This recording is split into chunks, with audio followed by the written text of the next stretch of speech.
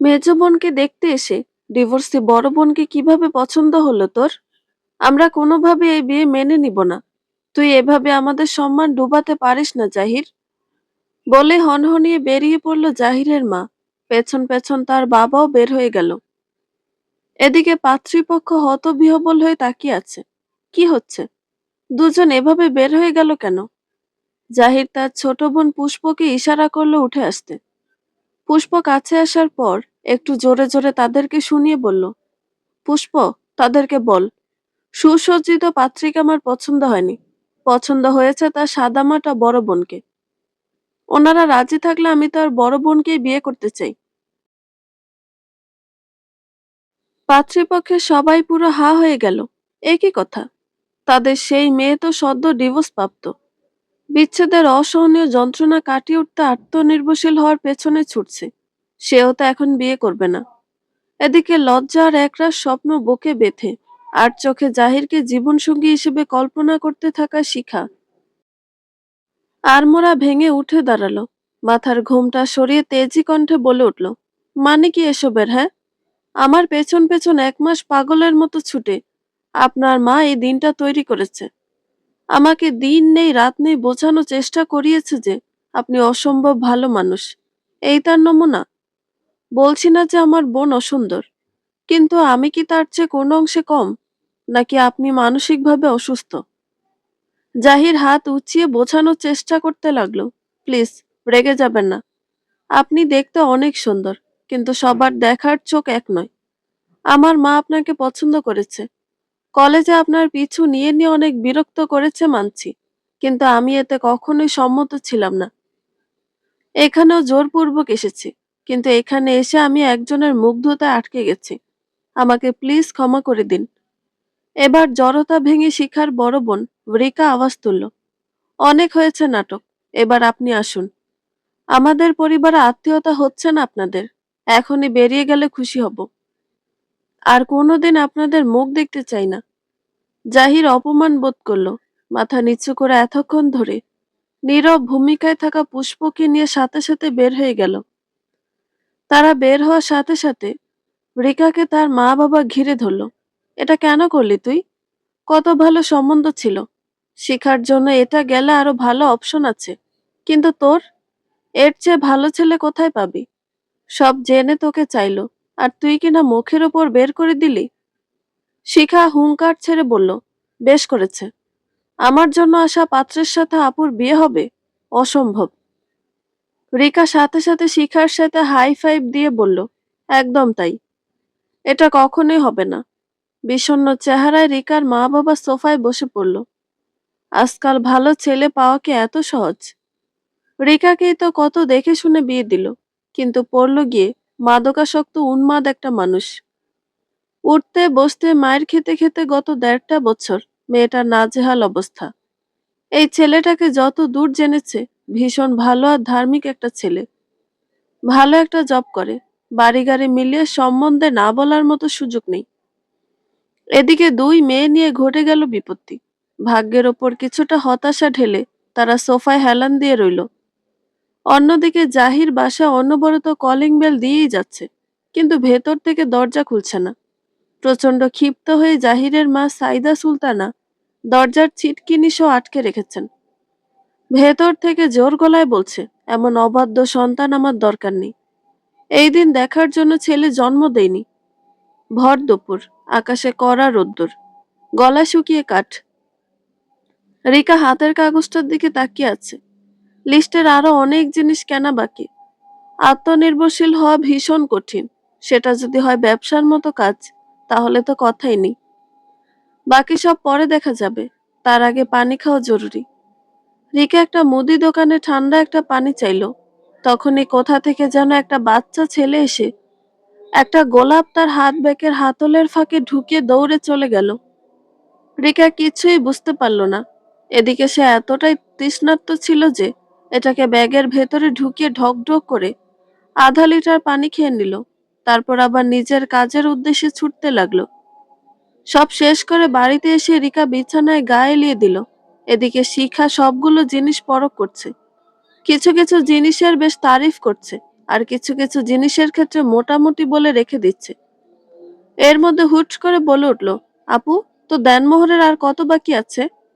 আজকে তো অনেক জিনিস কিনলি, মোট কত খরচ হলো?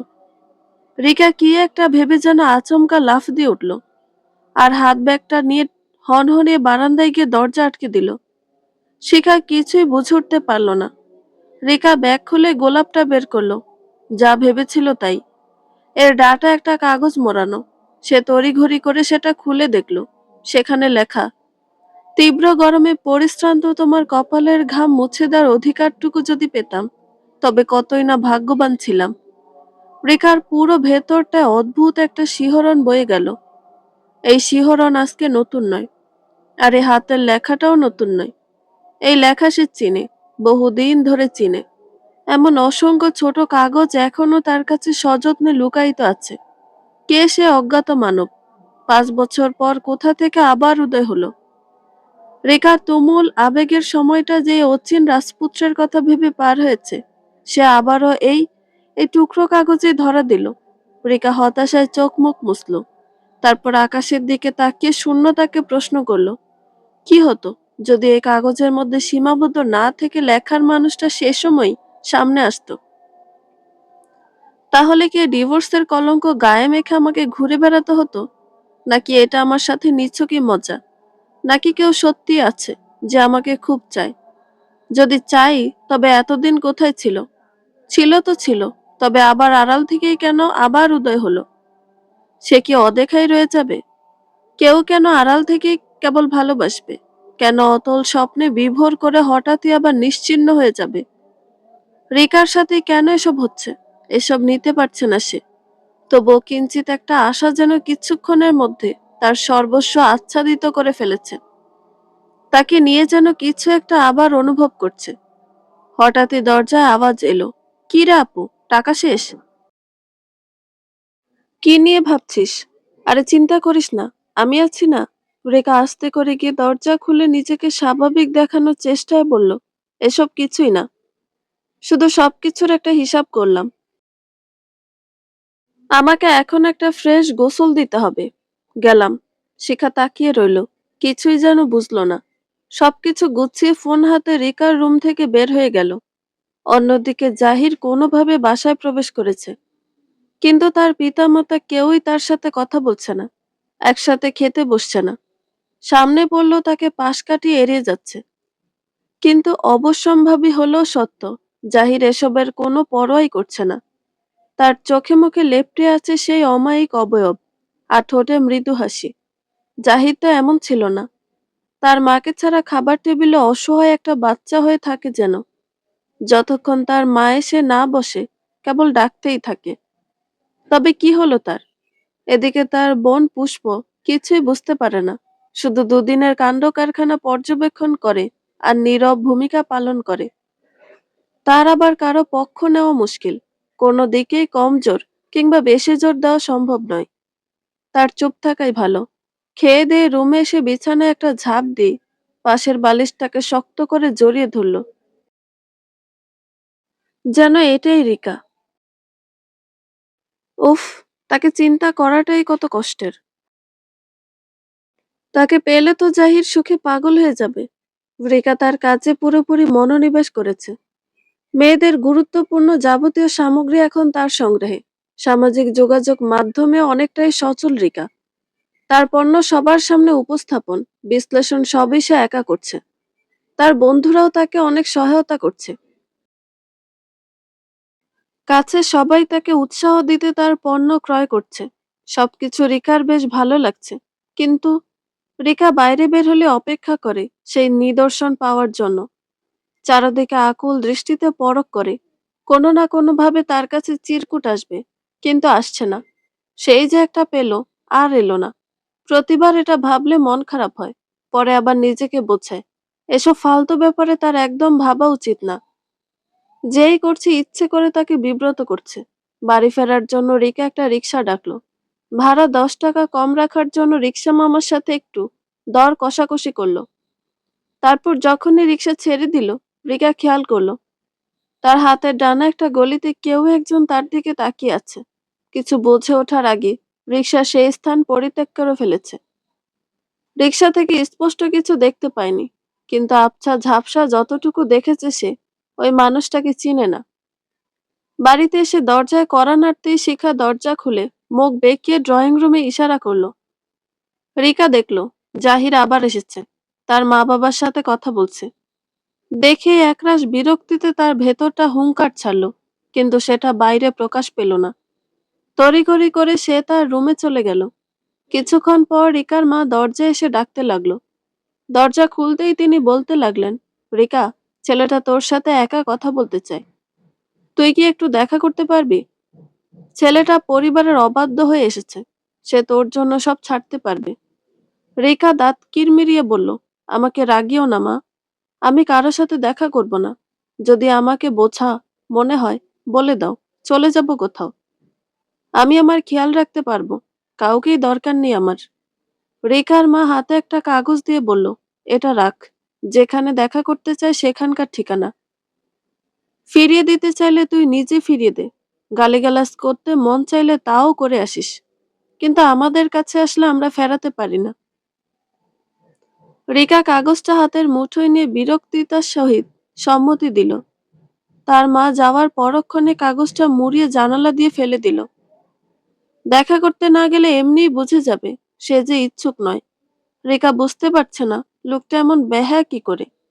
দেখতে শুনতে তো ভালোই, কিন্তু না চাওয়া সত্ত্বেও আবার আসলো কিভাবে? এমন আত্মসম্মানহীন লোকেদের কার ভালো লাগে? বারান্দার রেলিং ধরে রিকা দাঁড়িয়ে আছে, বেশ আনমনা। রাফির সাথে যখন তার বিয়ে হলো, সে খুব করে চাইছিল সেই মানুষটাকে নিয়ে জীবনটা কাটিয়ে দিতে।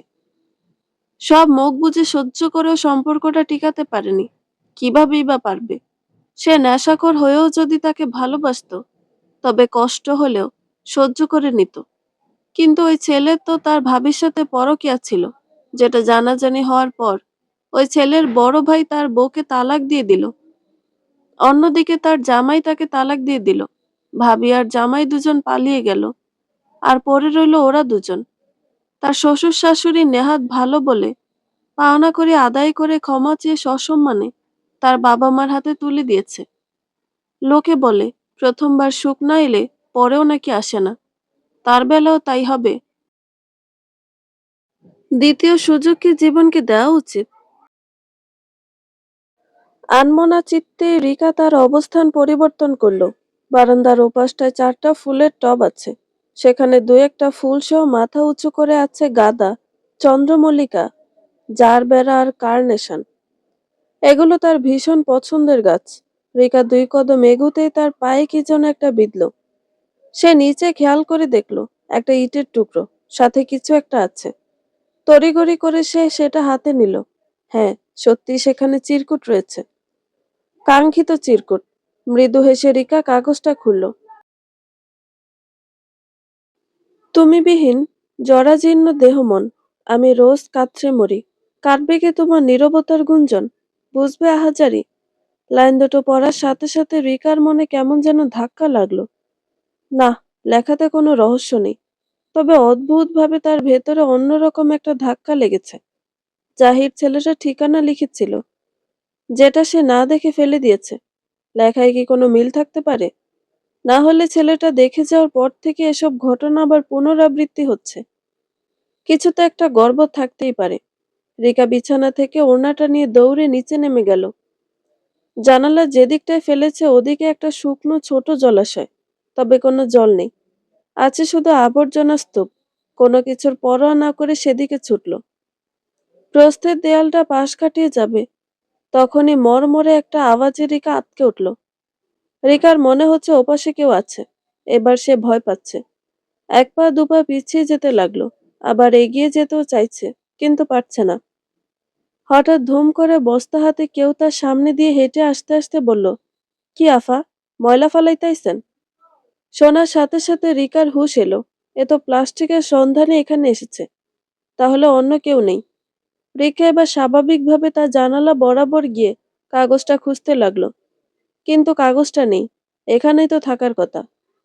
প্লাস্টিকের সন্ধানে জায়গাটাকে একেবারে ঘেটে ঘুটে এক করে দিয়েছে। কি করে পাবে এখন? একটা লাঠি এনে তাও খুঁজে দেখলো, কিন্তু পেল না। বেশ হতাশ হয়ে রুমে ফিরে এলো। নিজের ওপর বেশ রাগ আসছে তার। কেন এমন করলো? কেন না দেখে ফেলে দিল? দেখলেই তো আর যেতে হতো না। এখন এটার অনেক দরকার মনে হচ্ছে। কিভাবে পাবে এটা? রুমে বসে বসে পায়ের নখ খুঁড়ছে রিকা। তখন তরমুজ হাতে রিকার মা প্রবেশ করলো। এই নে, তরমুজ খা। রিকা তরমুজের একটা ফালি হাতে নিয়ে খাওয়া ধরলো। তখন রিকার মা বলল, শোন, কালকে তুই তোর বাদামি রঙের জামাটা পরে যাস।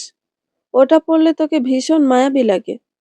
রিকা তরমুজে দ্বিতীয় কামড়টা দিতেই যাচ্ছিল, এমন কথা শুনে কাশতে শুরু করলো। কাশতে কাশতে ও রাগার চেষ্টা করছে। তার মা মাথায় ধরে সামলানোর চেষ্টা করছে। পাশের রুম থেকে শিখা হুড়মুড়িয়ে এসে বলল, আপুর কি হয়েছে? রিকার মা স্বাভাবিক স্বরে বলল, আরে জাহিদ ছেলেটা তোর আপুকে কিছু বলতে চায়। দেখা করতে বলেছে কাল। কি পরে যাবে সেটা বলছিলাম। তারপরই এই অবস্থা। রিকা হাত উঁচিয়ে না ইশারা করছে আর কাশছে। এর মধ্যে শিখা রেগে মেগে বলল, কি, ওই ছেলের সাথে আপু দেখা করবে? ওই ছেলেকে বিয়ে করবে? যদি এই বিয়ে হয় তাহলে তোমরা কেউ কোনোদিন আমার চেহারা দেখবে না। আমি কি করে আমাকে দেখতে আসা পাত্রকে দুলাভাই ডাকবো? এর চেয়ে মরণ ভালো। রিকার কাশি বাড়ছেই কেবল। রিকা যত উত্তেজিত হতে হচ্ছে, কাশি ততই বাড়ছে। তারা এটা বুঝতে পেরে থেমে গেল। আস্তে আস্তে রিকা স্বাভাবিক হলো। স্বাভাবিক হয়ে বেশি কিছু না বলে শুধু বলল, আমি ওই ব্যাটাকে বিয়ে করতে একটু পরে শপিং এ যাচ্ছি। তোদের কিছু লাগলে বল। বলে নিজের রুম থেকে হন হন করে বেরিয়ে ছাদের দিকে রওনা দিল। শিখা বুঝতে পারল বিষয়টা। সেও পেছনে পেছনে গেল। রিকা মন খারাপ করে একপাশে দাঁড়িয়ে আছে। শিখা আস্তে আস্তে তার বোনের পাশে দাঁড়ালো। তারপর ধীর গলায় বলল, আপু তুই ওই ছেলেটাকে বিয়ে করতে চাস? মন থেকে বল। তুই যদি চাস আমি আপত্তি করব না। রিকা চোখের পানি মুছতে মুছতে বলল, ওহ, তোর এখনো তাই মনে হয়? শিখা নড়ে চড়ে বলল, তাহলে কয়েকদিন যাবত তুই এমন উদাস কেন? ডিভোর্সের পরেও তোকে এমন দেখিনি। আমার মনে হচ্ছে তোর জাহিদ ছেলেটাকে পছন্দ হয়েছে। আমার জন্য মনে শিকল বেঁধে রেখেছিস। এমন হলে বলে ফেল প্লিজ। আমি কারোর অভিশাপের কারণ হতে চাই না। ছেলেটাও তোর জন্য পাগলামি করছে। আমি আমার লক্ষ্মী বোনকে শুধু খুশি দেখতে চাই। আমি একদম বাধা দিব না, প্রমিস। রেখা কিছু না বলে শিখাকে জড়িয়ে ধরল। তার খুব ইচ্ছে করছে অজ্ঞাত মানুষটার কথা শিখাকে বলে দিতে, কিন্তু পারছে না। সে না কোনোদিন দেখেছে, আর না কোনোদিন কথা বলেছে। এমন একটা মানুষের জন্য তার হৃদয় পুরো ছারখার হয়ে যায়। শুনলেও কেমন হাস্যকর শোনায় না? শেখা নিজের মতো কি যেন বুঝে নিয়েছে। হয়তো ভাবছে, সত্যিই জাহিরকে জীবনসঙ্গী হিসেবে চায়। রিকা তার ভুল ভাঙাতে চেয়েও ভাঙালো না। পরে সত্যিটা এমনিই জেনে যাবে। খুব ভোরে রিকা ফজর নামাজ পড়ে মৃদু হাওয়া গায়ে মাখাতে বের হয়ে গেল। প্রতিদিন অবশ্য বের হয় না। যখন নিজেকে নিজের ভালো রাখার দায়িত্ববোধ মাথায় আসে, কেবল তখনই হুটহাট নিজের আলাদা কেয়ার করতে ইচ্ছে করে। প্রকৃতির মধ্যে মন ভালো করার মহা ঔষধ রয়েছে। রিকা হাঁটছে। তার বেশ ভালো লাগছে হাঁটতে। হাঁটছে আর প্রকৃতির সাথে কথা বলছে। নিজের সবচেয়ে বড় বড় সিদ্ধান্তগুলো রিকা প্রকৃতির সাথে আলোচনা করেই নেয়। নিজেই নিজের সিদ্ধান্তের ওপর পূর্ণ আস্থা লাভ করতে পারে। এবার সিদ্ধান্ত চূড়ান্ত করে ফেলেছে। অজ্ঞাত মানব তার সম্মুখে না এলে সে কোনোদিনও আর বিষয়কে খেয়ালে নিবে না। এদিকে হাঁটতে হাঁটতে বহুদূর এসে পড়েছে। সাথে করে পার্সও আনেনি, ফোনও আনেনি। বাইরে নাস্তা করা কিংবা ফিরে যাওয়ার মতো টাকাও নেই। হেঁটে হেঁটেই তাকে ফিরে যেতে হবে, কিন্তু তার বাসায় ফিরতে ইচ্ছে করছে না। ফিরে যাওয়ার মতো পর্যাপ্ত এনার্জিও নেই। চারপাশে সব দোকানপাট খুলতে শুরু করেছে। মানুষের চলাচল বাড়ছে। কোলাহলে এভাবে থাকাও যায় না। নাস্তা করতে পারলে আবার ৫-৬ কিলোমিটার পাড়ি দেওয়ার শক্তি পেয়ে যেত। এবার সে টাকা লেনদেনকারী দোকানের সন্ধান করছে। ওদের ফোন দিয়ে তার বাবাকে জানাতে পারলে টাকা পেয়ে যেত। কিন্তু দুঃখজনক ব্যাপার হলো, আশেপাশে তেমন দোকান নেই। হঠাৎ দেখলো একজন লোক একটা গেটের সামনে দাঁড়িয়ে কাকে যেন ফোন দিচ্ছে। দেখে মনে হচ্ছে এই বাড়িরই। গেট খোলার জন্য ফোন দিচ্ছে। রিকা সাহস করে এগিয়ে গেল। গিয়ে অনুরোধের সাথে বলল, ভাইয়া, আপনার ফোনটা দেওয়া যাবে? আমার একটু জরুরি দরকার ছিল। ছেলেটা রাগান্বিত হয়ে বলল, এই সুযোগে আমার ফোন নিয়ে পালিয়ে যাওয়ার ধান্দা, তাই না? এই কে কোথায় আছেন?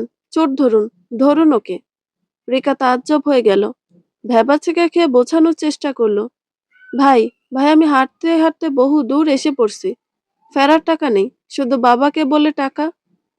রিকা দেখলো কয়েকজন তাকে ঘিরে ফেলেছে, তার দিকে আক্রমণাত্মক হয়ে আসছে। সাথে সাথে রিকার মাথাটা কেমন যেন ধরে এলো। ভয়ে আতঙ্কে তার পুরো শরীর নিথর হয়ে যে পড়ে যাচ্ছে, সেটাই একটু ঝাপসা খেয়ালে আছে। এরপর যখন চোখ খুলল, দেখলো সে কারো বাসায়। বেশ পরিপাটি একটা বাসা। বিরাট একটা রুমে সে একা শুয়ে আছে। তড়িঘড়ি করে উঠে বসলো। রিকা কোথায়? কে নিয়ে এলো তাকে? লাস্ট যখন জ্ঞান ছিল, তখন তাকে চোর বলে কিছু লোক অভিযুক্ত করে গালমন্দ করছিল। ওখান থেকে কে তাকে উদ্ধার করে নিয়ে এলো? রিকার মা বাবা নিশ্চয়ই তাকে নিয়ে চিন্তা করছে। তার আর খোঁজও বোধহয় পায়নি, নয়তো এই অচেনা জায়গায় তার এতক্ষণ থাকার কথা ছিল না। রিকা পা টিপে টিপে দরজার কাছে এগিয়ে গেল। দরজাটা যে খুলতে যাবে অমনি বাইরে থেকে কেউ খুলে দিল। রিকা একটা ঝাঁকুনিকে হুমড়ি খেয়ে পড়তে পড়তে কোথায় একটা গিয়ে যেন ঠেকে গেল। সাদা শার্ট, চওড়া শক্ত কাঁধ, শরীর থেকে অদ্ভুত সুন্দর একটা সুবাস রিকার নাক দিয়ে ভেতর পর্যন্ত পৌঁছে গেছে। রিকা নিজেকে সামলে দাঁড়িয়ে লোকটাকে দেখতেই যাবে, তখনই তার মাথা টেনে কপালে ঠোঁট ছোঁয়ালো। নিজেকে সরানোর চিন্তা একদম করছে না, কারণ রেখার ষষ্ঠ ইন্দ্রিয় শক্তি তাকে জানান দিচ্ছে এই সে অদেখা অচিন। একটু আগেই রেখার মনে হয়েছিল সে ঘুম থেকে উঠেছে, কিন্তু এখন মনে হচ্ছে সে স্বপ্নে আছে। তার অদেখা অচিন তো কেবল তার স্বপ্নেই সামনে আসে, তার কল্পনার মতো করে তাকে ভালোবাসে, ছুঁয়ে দেয়। রেখা তাই চোখ বন্ধ করে আছে। স্বপ্নে এসে একটু ছুঁয়ে গেলে ক্ষতি কি? বাস্তবে তার সামনে আসার সাহস নেই। অমনি তার কানের কাছে আওয়াজ হলো, রিকা আপনি ঠিক আছেন? ধর্মরিয়ে রিকা ছিটকে পেছনে সরে গেল। এটা কে? সে যা ভেবেছে তা তো নয়। আর না, এটা তার স্বপ্ন। জলজ্যান্ত এক বিরক্তকর মানুষ তার সামনে, যার থেকে মুক্তি পেতে সে প্রায় মরিয়া হয়ে আছে। জাহির! রিকা সরে গিয়ে চিৎকার করে উঠল, এই, এই আপনি কাছে আসবেন না, কাছে আসবেন না। আপনি কি করে আমাকে পেলেন? প্লিজ দূরে থাকুন। আপনি খুব খারাপ করেছেন। অনুমতি ছাড়া আমাকে ছুঁয়েছেন। আপনাকে আমি মেরেই ফেলবো। বলেই রিকা পাশ থেকে যা পেল তাই ছুঁড়ে মারতে লাগলো। জাহির কয়েকটা জিনিস ক্যাচ করে নিল, কিন্তু পেরে উঠছে না। কোনো রকম নিজেকে বাঁচিয়ে এক লাফে গিয়ে রিকার হাত দুটো ধরে ফেলল। রিকা এবার জোরে জোরে চিৎকার করতে লাগলো। জাহির থামতে অনুরোধ করতে লাগলো, কিন্তু রিকা চিৎকার করে করে বলতে লাগলো, আমি আন্দাজ করছিলাম তোর চরিত্র নিয়ে। তুই আমার ক্ষতি করতে সুযোগ কাজে লাগিয়েছিস। ভেবেছিস কিছু অঘটন হয়ে গেলে আমি বাধ্য হয়ে তোকে বিয়ে করব? কোনো দিনও করব না। আমি সুইসাইড করব, তবু চরিত্রহীন কাউকে বিয়ে করব না। জাহির এবার মুখ চেপে ধরল, আস্তে আস্তে বলল, রিকা, আমাকে ভুল বুঝো না। আমি তোমার কোনো ক্ষতি করব না। অনুরোধ করছি, হাত মুচড়িও না আর। ব্যথা পাচ্ছ তুমি। শুধু আমার কথা শোনো, চুপ করে। আমি তোমাকে বেহুশ অবস্থায় দেখে ফেলে আসতে পারিনি। রিকা এবার আরো মোস্টাতে লাগলো। জাহির এবার গম্ভীর কণ্ঠে বলল, চুপচাপ থাকতে বলছি না? উদ্দেশ্য খারাপ থাকলে কি তোমার জাগার অপেক্ষা করতাম? 3 ঘন্টা ধরে এখানে বেহুশ অবস্থায় আছো। বোঝার চেষ্টা করো, আমি তোমাকে ভালোবাসি। 5 বছর আগে দেখা সেই কিশোরী দুরন্ত মেয়েটাকে আমি আজও একই রকম ভালোবাসি। আমার জীবনে তোমাকে ছাড়া কিছুই ভাবতে পারি না আমি। রিকা এবার থেমে গেল। তার নড়াচড়া একদম বন্ধ হয়ে গেল। কি বলছে এসব? জাহিরি সেই ছেলে? কিভাবে হতে পারে? আবার অসম্ভব কিছুও নয়। নয়তো ছেলেটা তাকে পেতে এমন পাগলামি করবে কেন? রিকাকে শান্ত হয়ে যেতে দেখে জাহির তাকে ছেড়ে দিল। ছেড়ে একটু দূরত্ব নিয়ে দাঁড়ালো। রিকা তার কাঁধ দুটোর ভর একেবারে ছেড়ে দিল। হাত দুটো ঝুলছে। রিকা এলোমেলো চুল চোখে মুখে এমন ভাবে পড়ে আছে যেন সে কোনো আত্মা। বিড় বিড় করে বলল, কেন করলে আমার সাথে এমন? কেন আমার আবেগ নিয়ে এতগুলো বছর খেললে? জাহির চোখ মুছতে লাগলো। সে ইতোমধ্যে কাঁদছে। আস্তে আস্তে বলল, আমাকে ক্ষমা করে দাও। আমি যখন মনস্থির করলাম তোমার সামনে দ্রুতই এসে যাব, সেই সময়টা থেকে আমার প্রচন্ড মাথা ব্যথার মতো একটা সমস্যা ধরা পড়ে। সাধারণ কোনো ব্যথা না। আমার তখন দেয়ালে মাথা ঠুকে মাথাটাকে ছিন্ন বিচ্ছিন্ন করে দিতে ইচ্ছে করত। খিঁচুনি উঠত। প্রতিটা মুহূর্তে আমার মরে যেতে ইচ্ছে করত। তারপর অনেক দিন লেগে গেল কেবল রোগ নির্ণয় করতে। ব্রেনের টিউমার ধরা পড়ল, যেখানে ক্যান্সারের সম্ভাবনা ছিল। তারপর শুরু হলো ট্রিটমেন্ট। এই হাসপাতাল, ওই হাসপাতাল, তারপর দিল্লি নিয়ে গেল বাবা, যেখান থেকে আমাকে যুক্তরাষ্ট্রের একটা নিউরোলজিক্যাল হাসপাতালে নেওয়ার পরামর্শ দিল। কেননা এটা একটা জটিল সার্জারি ছিল। বাঁচা মরা সন্দিহান ছিল। পরে আমার খালা সেখানে নেওয়ার যাবতীয় বন্দোবস্ত করলো। আমি সেখানে খালার কাছে গেলাম। আর আল্লাহর অশেষ রহমতে আমি বেঁচে গেলাম। কিন্তু মা বাবার অনুরোধ ছিল ওখান থেকে গ্র্যাজুয়েট হয়ে ফিরবো। তারপর 4টা বছর ওখানেই কাটলো আমার। তারপর এই তো গত বছর এলাম। এসে আমি তোমার খোঁজ নিয়েছিলাম, কিন্তু শুনলাম তোমার বিয়ে হয়ে গেছে। এরপর থেকে দিশা না বুঝে কেবল এদিক ওদিক ছুটে বেরিয়েছি। আগের বাসাটাও নাকি বদলে ফেলেছ। কত গিয়েছি এই 1 বছরে, কোনো খোঁজ পাইনি। এদিকে আমার মা আমাকে বিয়ে করাতে উঠে পড়ে লেগেছে। সেদিন প্রথমবার আমাকে জোর করে কোনো পাত্রীর বাড়িতে নিয়েছিল। আর ভাগ্য আমাকে তোমার সাথে আবারও দেখা করিয়ে দিল। ভেবেছিলাম 5 বছর আগের পরিচয়টা না জানিয়ে বিয়ে করব। তাহলে হয়তো বিচারের কাঠগড়ায় দাঁড়াতে হবে না। এভাবে অদেখায় অচেনায় থেকে তোমাকে যে আশা দিয়েছিলাম, তা আমি জানি। তোমার চোখে মুখে আমার জন্য তখনই ভালোবাসা দেখতাম। আড়াল থেকে জিনিসগুলো অনুভব করতে গিয়ে আড়ালেই থেকে গেলাম।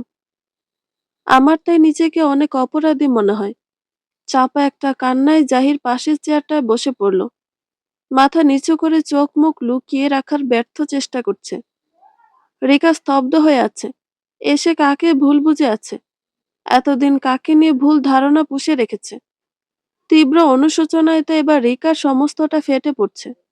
ধীরে ধীরে রিকা জাহিরের কাছে গিয়ে ফ্লোরে বসে পড়ল। তার হাত ধরে আস্তে করে বলল, ক্ষমা করে দাও আমায়, না জেনে অনেক কষ্ট দিয়ে ফেলেছি। জাহির চোখ তুলে তার সাথে বলল, আমাকে আগে ক্ষমা করো প্লিজ। একটু মৃদু হেসে দুজন একে অপরের কপালে কপাল ঠেকিয়ে কাঁদছে। কে কাকে ক্ষমা করবে? কারোরই তো আর কোনো দুঃখ অবশিষ্ট নেই। রিকার অদেখার সে অচেন পুরুষের অবশেষে দেখা মিলল। তার হাত ধরে জীবনভর তার পাশে থাকার প্রতিশ্রুতি দিল। এই তো, আর কি লাগে? বন্ধুরা, গল্পটি ভালো লেগে থাকলে একটা লাইক করে দিবেন এবং গল্প সম্পর্কে কোনো মতামত জানানোর থাকলে কমেন্ট করতে পারেন। নতুন নতুন আরো গল্প শোনার জন্য চ্যানেলটি সাবস্ক্রাইব করে পাশেই থাকবেন। ধন্যবাদ সবাইকে। ভালো থাকবেন।